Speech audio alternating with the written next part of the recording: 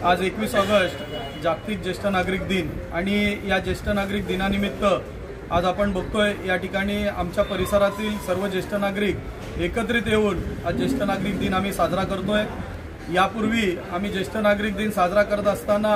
या ठिकाणी असणाऱ्या सुवर्णगंगा या ठिकाणी ज्येष्ठ नागरिक दिन साजरा केला जायचा, परंतु आज एका चांगल्या ठिकाणी या बसून सगळ्यात जास्तीत जास्त लोक आजच्या या ज्येष्ठ नागरिक दिनासाठी उपस्थित आहेत। मागच्या अनेक वर्षापासून हा दिन साजरा करत असताना आपल्या प्रत्येकाच्या भावना व्यक्त होण्यासाठी कुठेतरी आपण एकत्र यावं, एकत्र बसावं, आपल्या मनातील आपल्या इच्छा एकमेकाशी बोलाव्यात, जेणेकरून आपल्याला आपले सुखदुःख एकमेकासोबत शेअर करता येतील। आणि अशा उद्देशानं ज्या ज्येष्ठ नागरिक सामाजिक संस्थेनं असा उपक्रम चालू केला आणि आपण दर महिन्याला या ठिकाणी असणाऱ्या सर्व ज्येष्ठ नागरिकांचा या संस्थेच्या माध्यमातून या ठिकाणी वाढदिवस साजरा केला जातो। आमच्या परिसरामध्ये असणारी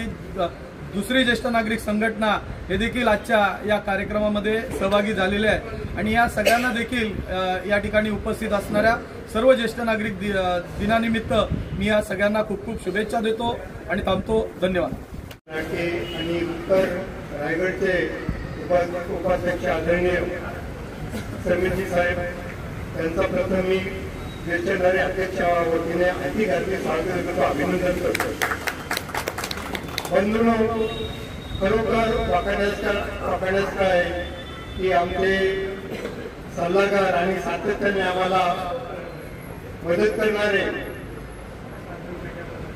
माननीय महेंद्र आनंदी तसेच आमचे मित्र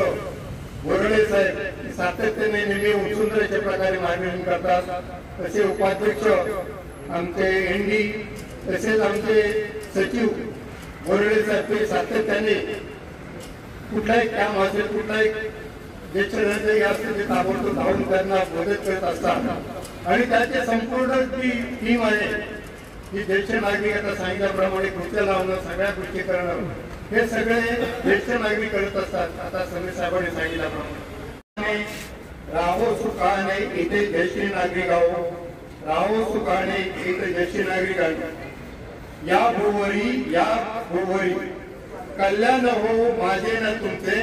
कल्याण शत्रू आणि मित्राचे, कल्याण हो या साऱ्याचे, कल्याण हो या साऱ्याची ही भावना अंतरी हृदय राहो सुखाने या मानवा इथे या भुवरी वर्णाचा धर्माचा या देशाचा भेद नसे माणसाचा, विश्वातल्या साऱ्या जीवाचा हा मैत्रीचा भाव कायम जिथे